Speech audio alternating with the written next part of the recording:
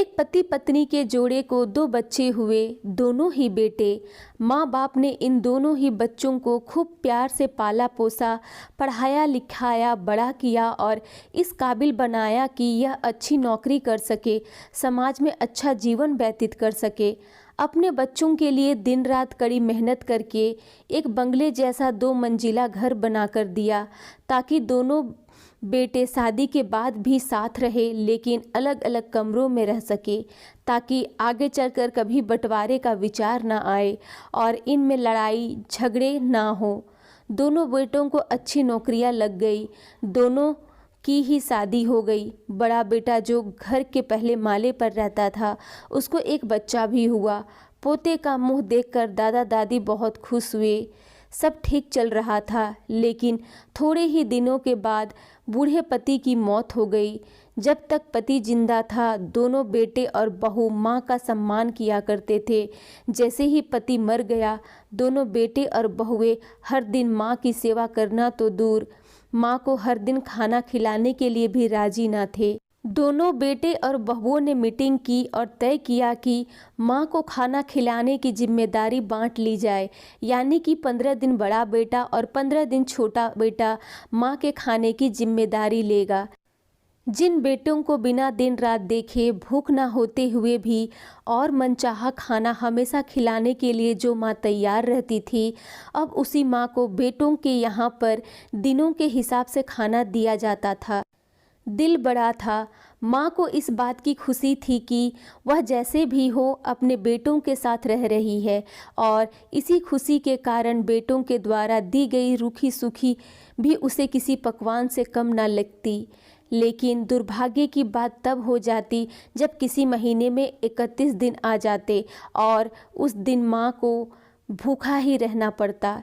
एक बार जब बड़े बेटे के यहाँ 15 दिनों तक खाना खाने की बारी चल रही थी, तभी बड़ा बेटा अपनी बीवी और बच्चे के साथ कहीं बाहर किसी फंक्शन में जा रहा था। बड़े बहू ने माँ से कहा, माँ जी आज खाना नहीं बनाया है, हम बाहर जा रहे हैं, वहीं खाएंगे, आप अपने लिए कुछ पका लेना और खा लेना। बूढ़ी माँ ने कहा, लेकिन बेटा मुझे तो गैस चलाना ही नहीं आता। बहू ने कहा, तो फिर ऐसा कीजिए कि आप पास वाले मंदिर में भंडारा लगता है, आप वहीं जाकर खा लीजिए, तो आपको गैस चलाने की ज़रूरत नहीं पड़ेगी। पास में ही खड़ा बेटा और पोता यह सब सुन रहे थे, लेकिन कोई ना बोला। बूढ़ी माँ को भूखा ही छोड़ बेटा और बहू फंक्शन में निकल गए। माँ को थोड़ा दुख तो हुआ, लेकिन फिर अपने आप को यह सोचकर मना लिया, ठीक ही तो है, कभी कभी बहू को भी घर के काम से आराम मिलना चाहिए, और भगवान का भंडारा खाने का सौभाग्य किस्मत वालों को ही तो मिलता है। माँ खुशी खुशी मंदिर में जाकर भंडारा खा आई। कुछ दिन ऐसे ही बीत गए। एक दिन बड़े बेटे की छुट्टी थी। बेटा बहू और उनका बच्चा अपने घर में साथ में समय बिता रहे थे।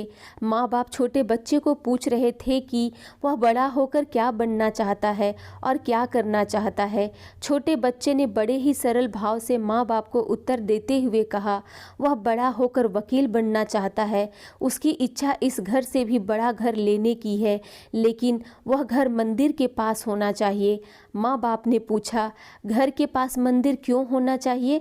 तब बच्चा माँ बाप से कहता है, घर के पास मंदिर इसलिए होना चाहिए ताकि जब मैं बड़ा होकर किसी फंक्शन में बाहर जाऊं तो आप दोनों को ज़्यादा तकलीफ़ ना हो। मंदिर नज़दीक रहेगा तो आपको ज़्यादा दूर जाकर भंडारा नहीं खाना पड़ेगा। मासूम बच्चे का ऐसा जवाब सुनकर दोनों के ही पैरों तले से ज़मीन खिसक गई। उन्हें अपनी गलती का एहसास अब जाकर हुआ था, जो उनके 5 साल के बेटे ने पहले ही कर लिया था। दोस्तों, दुनिया के हर माँ बाप यह सोचकर अपने बच्चों को बड़ा करते हैं कि वह उनके बुढ़ापे की लाठी बनेंगे, ना कि वह लाठी बनकर उनके ही पीठ पर बरसेंगे। कर्म का चक्र निरंतर घूमता रहता है। आज जो तुम दूसरों के साथ कर रहे हो, आगे चलकर तुम्हारे साथ वही होगा। यह तय है। इसलिए हमेशा याद रखो कि दूसरों के साथ वैसा ही बर्ताव करो जैसा तुम चाहते हो कि बाकी लोग तुम्हारे साथ करें। जिन माँ बाप को भगवान का रूप कहा गया है, उनके साथ आजकल जैसा व्यवहार हो रहा है वह नहीं होना चाहिए। धन्यवाद। ये स्टोरी अगर आप लोगों को पसंद आए तो मेरे चैनल को लाइक और सब्सक्राइब करना ना भूलें।